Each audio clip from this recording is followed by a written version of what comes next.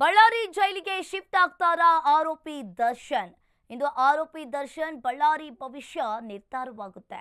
ಬೆಂಗಳೂರಿನ ಸೆಷನ್ಸ್ ಕೋರ್ಟ್ನಲ್ಲಿ ಅರ್ಜಿ ವಿಚಾರಣೆ ಆಗುತ್ತೆ. ಬಳ್ಳಾರಿ ಜೈಲಿಗೆ ಶಿಫ್ಟ್ ಆಗ್ತಾರಾ ಆರೋಪಿ ದರ್ಶನ್.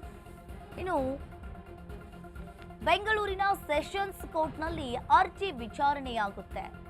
ಏಟು ಆರೋಪಿ ದರ್ಶನ್ ಸೇರಿದಂತೆ 5 ಸ್ಥಳಾಂತರವನ್ನ ಕೋರಿ ಈಗಾಗಲೇ ಅರ್ಜಿಯನ್ನ ಸಲ್ಲಿಸಿದ್ರು. ಪರಪ್ಪನ ಅಗ್ರಹಾರ ಅಧಿಕಾರಿಗಳಿಂದ ಕೋರ್ಟ್ಗೆ ಅರ್ಜಿ ಆಗಿದೆ. ಬೇರೆ ಜೈಲುಗಳಿಗೆ ಸ್ಥಳಾಂತರ ಕೋರಿರುವ ಪ್ರಾಸಿಕ್ಯೂಷನ್ ಜೈಲಿನ ಭದ್ರತೆ ಆಡಳಿತಾತ್ಮಕ ದೃಷ್ಟಿಯಿಂದ ವರ್ಗಾವಣೆಯನ್ನ ಮಾಡಲಾಗುತ್ತೆ.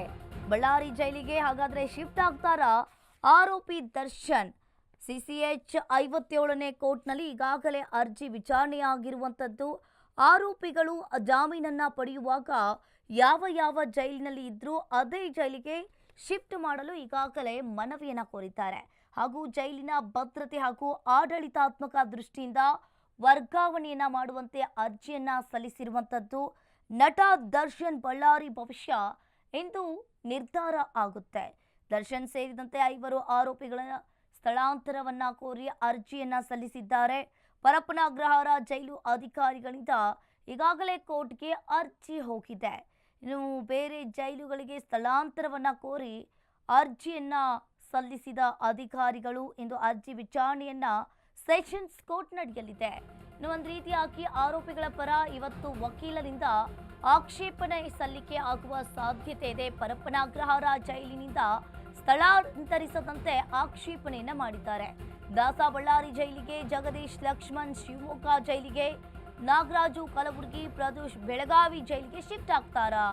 ಪವಿತ್ರ ಅನುಕುಮಾರ್ ಪರಪ್ಪನ ಅಗ್ರಹಾರದಲ್ಲೇ ಸೆರೆವಾಸ.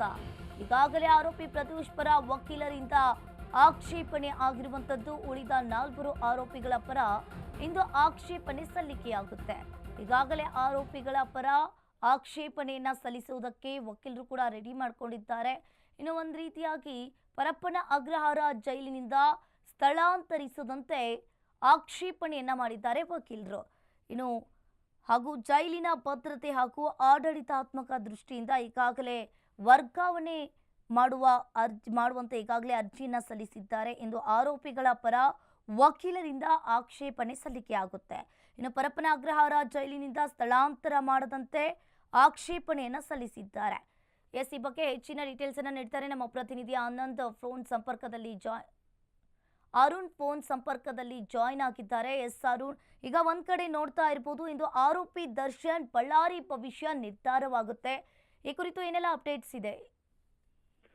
ಅಂಕಿತಾ, ಏನಂದ್ರೆ ಈ ವಿಚಾರದಲ್ಲಿ ಏನಂದ್ರೆ ಈಗಾಗಲೇ ಪರಪ್ಪನಗರ ಜೈಲಿನಲ್ಲಿರುವಂತಹ ದರ್ಶನ್ ಅಂಡ್ ಗ್ಯಾಂಗು ಅವರನ್ನ ಬಳ್ಳಾರಿ ಜೈಲುಗಳಿಗೆ ಶಿಫ್ಟ್ ಮಾಡ್ಬೇಕಂತ ಹೇಳ್ಬಿಟ್ಟು ಜೈಲು ಅಧಿಕಾರಿಗಳು ಕಳೆದ ವಾರ ಅರ್ಜಿಯನ್ನು ಸಲ್ಲಿಸಿದ್ರು ಕೋರ್ಟ್ಗೆ. ಆ ಅರ್ಜಿಯ ಸಂದರ್ಭದಲ್ಲಿ ಕೋರ್ಟ್ ಸಹ ಆರೋಪಿಗಳ ಪರ ವಕೀಲರಿಗೆ ಸೂಚನೆಯನ್ನ ಕೊಟ್ಟಿತ್ತು, ಆಕ್ಷೇಪಣೆಯನ್ನ ಸಲ್ಲಿಕೆ ಮಾಡಿ ಅಂತ ಹೇಳ್ಬಿಟ್ಟು ಇವತ್ತಿಗೆ ವಿಚಾರಣೆಯನ್ನ ಮುಂದೂಡಿತ್ತು. ಸೊ ಹಾಗಾಗಿ ಇವತ್ತು ಆರೋಪಿಗಳ ಪರ ವಕೀಲರು ಆಕ್ಷೇಪಣೆಯನ್ನ ಸಲ್ಲಿಕೆ ಮಾಡ್ತಾರೆ. ಅದಾದ ನಂತರ ಅವರ ಪರ ವಕೀಲರು ಸಹ ಆರ್ಗ್ಯುಮೆಂಟ್ಸ್ ಅನ್ನ ಮಾಡ್ತಾರೆ, ಅಂದ್ರೆ ವಾದ ಮತ್ತೆ ಪ್ರತಿವಾದವನ್ನ ಮಾಡ್ತಾರೆ. ಮೊದಲನೇದಾಗಿ ಯಾರು ಆರೋಪಿಗಳ ಪರ ಇರ್ತಾರೆ ಸೊ ಅವರು ವಾದವನ್ನ ಮಾಡ್ತಾರೆ. ಆ ನಂತರ ಸರ್ಕಾರದ ಪರವಾಗಿ ಪ್ರಾಸಿಕ್ಯೂಷನ್ ಪರ ವಕೀಲರು ಸಹ ವಾದವನ್ನ ಮಾಡ್ತಾರೆ. ಯಾಕೆ ಅವ್ರನ್ನ ಬಳ್ಳಾರಿ ಜೈಲಿಗೆ ಶಿಫ್ಟ್ ಮಾಡಬೇಕು ಅನ್ನೋದ್ರ ಬಗ್ಗೆ ಸರ್ಕಾರ ಪರ ವಕೀಲರು ವಾದವನ್ನ ಮಾಡ್ತಾರೆ. ಯಾಕಂದ್ರೆ ಈ ಹಿಂದೆ ಜಾಮೀನು ಹೈಕೋರ್ಟ್ ಕೊಟ್ಟಿತ್ತು ಡಿಸೆಂಬರ್ ನಲ್ಲಿ, ಆ ಸಂದರ್ಭದಲ್ಲಿ ಈ ಎಲ್ಲಾ ಆರೋಪಿಗಳು ಯಾವ ಜೈಲಿನಲ್ಲಿದ್ರು ಆ ಜೈಲುಗಳಿಗೆ ಶಿಫ್ಟ್ ಮಾಡ್ಬೇಕು ಅನ್ನೋದು ಜೈಲು ಅಧಿಕಾರಿಗಳ ಮನವಿ ಆಗಿರುವಂತದ್ದು ಕೋರ್ಟ್ಗೆ. ಜೊತೆಗೆ ಅದಾದ ನಂತರ ಭದ್ರತೆ ದೃಷ್ಟಿ, ಯಾಕಂದ್ರೆ ದರ್ಶನ್ ಇರ್ಬೋದು ಮತ್ತೆ ಇತರ ಆರೋಪಿಗಳ ಫೋಟೋ ವೈರಲ್ ಆಗಿತ್ತು. ಆ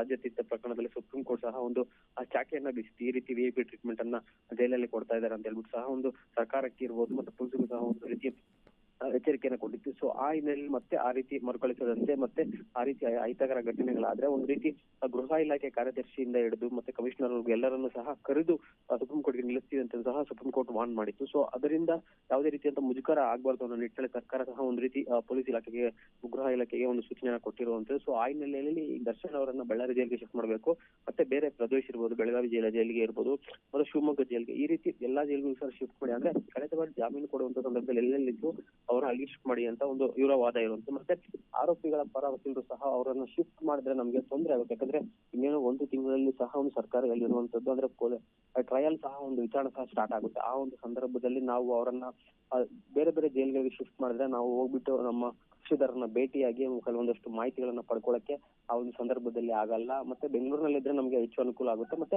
ಅವರ ಕುಟುಂಬಸ್ಥರು ಯಾರಿದ್ದಾರೆ, ಆರೋಪಿಗಳ ಪರ ಕುಟುಂಬಸ್ಥರು ಯಾರಿದ್ದಾರೆ, ಸೊ ಅವರು ಸಹ ಒಂದು ರೀತಿ ಬೇರೆ ಜೈಲಿಗೆ ಶಿಫ್ಟ್ ಮಾಡಿದ್ರೆ, ಬೆಳಗಾವಿ ಇರ್ಬೋದು, ಶಿವಮೊಗ್ಗ ಇರ್ಬೋದು, ಮತ್ತೆ ಬಳ್ಳಾರಿ ಜೈಲ್ ಶಿಫ್ಟ್ ಮಾಡಿದ್ರೆ ಪ್ರತಿ ಸಲ ವಾರಕ್ಕೆ ಒಮ್ಮೆ ಹೋಗಿ ನಾವು ಭೇಟಿ ಮಾಡಕ್ಕೆ ನಮ್ಗೆ ಕಷ್ಟ ಆಗುತ್ತೆ, ನಮ್ಮ ಬಳಿ ಅಷ್ಟೊಂದು ಆರ್ಥಿಕ ಶಕ್ತಿ ಇಲ್ಲ ಅಂತ ಹೇಳ್ಬಿಟ್ಟು ಅವರು ಸಹ ಒಂದು ವಾದ ಮಾಡುವಂತ ಸಾಧ್ಯತೆ ಇರುತ್ತೆ. ಯಾಕಂದ್ರೆ ಅವ್ರನ್ನೆಲ್ಲಾನು ಸಹ ಇಲ್ಲೇ ಇಟ್ಟರೆ ನಾವು ವಾರದಲ್ಲಿ 2 ಬಾರಿ ಹೋಗ್ಬಿಟ್ಟು ನಾವು ಕುಟುಂಬಸ್ಥರು ಭೇಟಿ ಆಗ್ಬೋದು ಅನ್ನೋದು ಅವರ ಪರ ವಕೀಲರ ವಾದ ಆಗಿರುವಂತದ್ದು. ಆದ್ರೆ ಅಲ್ಟಿಮೇಟ್ ಆಗಿ ಕೋರ್ಟ್ ಇವತ್ತು ಏನ್ ಡಿಸಿಷನ್ ತಗೊಳುತ್ತೆ, ಎಲ್ಲ ವಾದ ಮತ್ತೆ ಪ್ರತಿವಾದ ಮುಕ್ತಾಯದ ನಂತರ ಅನ್ನೋದನ್ನ ಕಾದ್ ನೋಡ್ಬೇಕಾಗುತ್ತೆ ಅಂಕಿತ. ಥ್ಯಾಂಕ್ ಯು ಅರುಣ್, ನಿಮ್ಮೆಲ್ಲ ಮಾಹಿತಿಗೆ.